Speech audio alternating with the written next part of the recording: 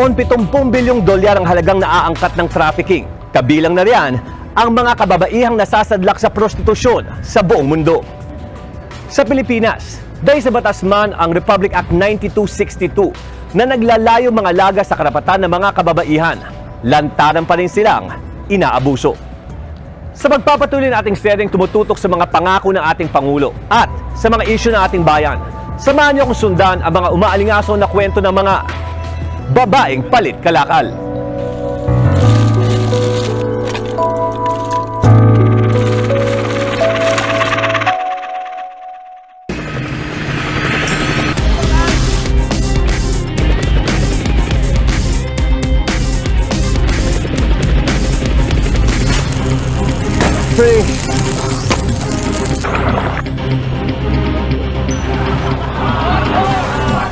Pag-access na delikado sa ating kalusugan.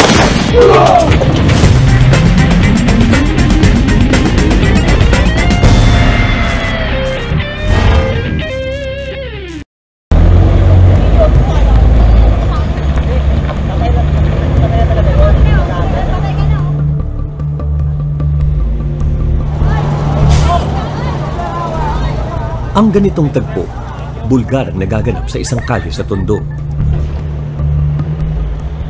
Kasi mga lalaki dyan, maraming galit sa laman dyan. Pag nakita ka lala, pagka sexy suot mo, yayayain ka nila. Ang mga babaeng ito, parang mga asong nagtatakulan para lang mailako ang sarili. Talagang gano'n kasi trabaho namin, bastusin eh. Kaya siyempre, alam nila, bastusin na nga kami. Kaya binabastos na kami lalo. Harap-harapang bastusan, walang hiya-hiyang kalakalan ng laman. Ako sapin namin sila, lalandi-landi namin sila. Tapos hanggang sa bumigay sila, saka kami yayayain. Alam mo gusto mo sa akin, may gusto mo bayad mo sa amin. Pwede na yung kalakal na ibibenta namin. Sabi, sige ba? Itinutuloy na isa sa pinakamatandang propesyon ang prostitusyon sa buong mundo. Pero mukhang sukdulan na ang kalakalan na ito. Lalo na't may nakilala kaming isang tropa na ang kapalit ng panandaliang aliw ay basura.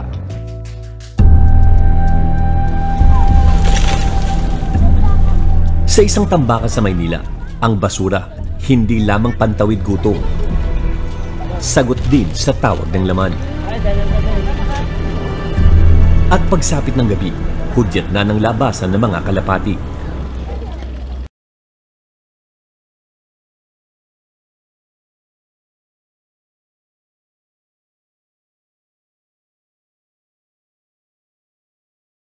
Nakilala namin si Osang, isa sa mga babaeng namumukadkad ang ganda, pagsapit ng dilim.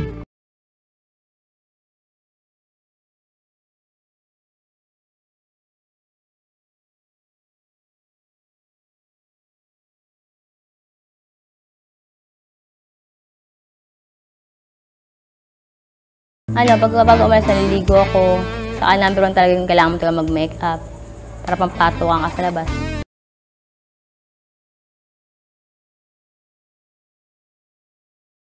Number 1, marami rin kami na ibinugmukin sa labas. Kailangan bago ako lumabas ng bahay, maayos ka, nakabihis ka, at bagong paligo ka. Kasi sinasabi sa amin ng customer, kilala na namin, tikman na namin yun. Yun, okay lang sa amin yun. Hindi ikinahihiya ni Osang nang hanap buhay niya ay ang pagpaprostitute. Ginagawa ko na naman ito para sa anak ko kasi may anak ako 3 buwan. Wala naman nagsusuporta, kaya ginagawa ko ito para sa mga magulang. Kasi nangungupahan lang kami. Number 1, maraming bayaran sa bahay, tubig, ilaw. Kaya naobliga akong lumakad sa gabi. Bukod sa pagiging single mother, breadwinner ng pamilya si Osang. Hindi pa alam ng pamilya niya na ang pinagkakakitaan niya ang magbenta ng laman. Alam lang ng mama pagdating sa gabi, matambay lang kami dyan sa labas. Saka pag ako na may susuporta sa akin. Kaya sinasabi ko sa mama ko, inabangan ko lang sugar daddy ko sa labas. Tapos may bigyan ng pera. Pero hindi alam ng mama ko na ganun diskarte ko. Hindi namimili ng customer si Osang. Basta may pambayad, handa siyang ipagamit ang kanyang katawan. Pag nakikita na namin sila, sa mata na lang, Merong customer na nakikita kami. Pinakausap kami sakali. Hoy, mamaya pala ka ulit sa akin labas ulit tayo. Basta dire-diretso lang kami. Kahit naririnig namin, dire-diretso na lang. Hindi sinasalubong pa namin sila kausapin. Hindi kasi nahihiya rin kami.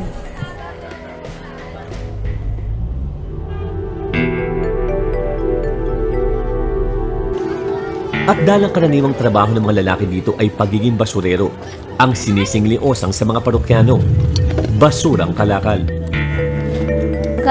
Yung palit kalakal na gustong gumamit ng lalaki, tapos ay ipapalit nila sa'yo yung mga nakuha nila para magkaroon ka ng kalakal mo sarili. Pag magkaroon ka ng kalakal, ibibenta mo para maging pera. Kumikita naman din po. Kasi yung pagbinenta mo yung kalakal, maabot ng 200 plus. Pwede kung marami, aabot ng 300. Galing man sa tambakan ng customer at nanlilimahid pa ng basura, wala nang arte-arte si Osang, basta magkapera. Okay lang sa amin yun. Kasi sanay na kami sa ganun eh. Pagkatapos namin kala kami nagpunas ng katawan. Kasi wala naman kasing hotel dito para maligo kayo. Dito lang kasi baraks lang dito. Kahit sa ibabaw ng rep, pwede kayo kahit sa ibabaw ka ng basura, pwede basta may sapil lang. Dahil walang pakundangan sa pakikipagtalik sa mga lalaki, madalas nakukutsa si Osang na may STD. Masakit sa amin yung pagsabihan kami na, ay baka may sakit na yan, hirap na, mamahawa tayo dyan, kasi bati ka na dito yan. Sila sinasagot namin. Sabi ko pag sinasabihan kami ganun, sabi ko ganun, hoy, tikman nyo muna kayo bago nyo ay pagsabihan ng ganyan para malaman namin. Dahil katawan niya ang puhunan, bago dumiretso ng tagpuan, bumibili siya ng panlaban sa sakit. Bilan niya po. Amoxicillin. Ang tanging proteksyon niya, kapsu-kapsula ng antibiotic. Ate, saan niyo ba natutunan na yan yung gamot para hindi ka makasakit? Sabi ng doktor para hindi ka hawaan ng mga sakit na lalaki. Kasi antibiotic kasi ito. Pero nang tinanong namin sa uli, inamin ni Osang na hindi pa niya naranasang magpa-check up. Mahinisip ko rin pag tapos namin mahinisip parang baka may magkasakit ako. Tamaan nila ako ng sakit. Meron akong lalaki magkatagpo na meron sakit sa akin pumasok. Kaya nanisip ko sa sarili ko. Kaya sabi ko gano'n, parang gusto ko magpa-check up. Kasi nahihiya talaga ako pagpaparato ng center. Gusto ko lang magpa-check up, pumapasok ko ng center.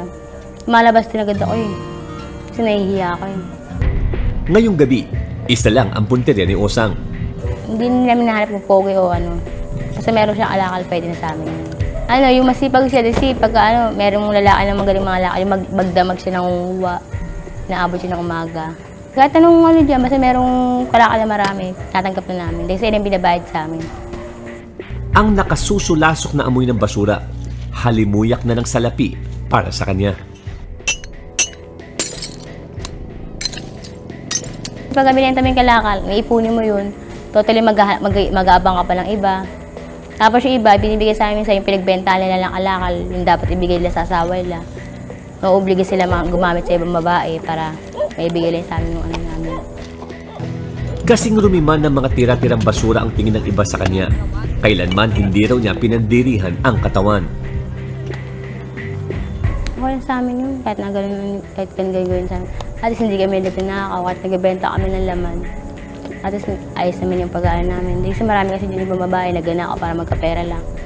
Ba't kailangan pa magnakaw? Hindi maghanap ka ng lalaki para magkapera ka. Sandali lang. Susunod, kung si Osang, basura ang kapalit ng kanyang puri, ang kasama niyang si Vona, sopas lang? Hindi man ako humihingi. Sila nga nagbibigay. Bigyan nila ako ng, minsan, bigyan ako sopas. Tapos, bibigyan pa ako ng 50, ganyan. 50, 100. Minsan, sopas lang talaga permis. Sa pagbabalik ng Under Special Investigation.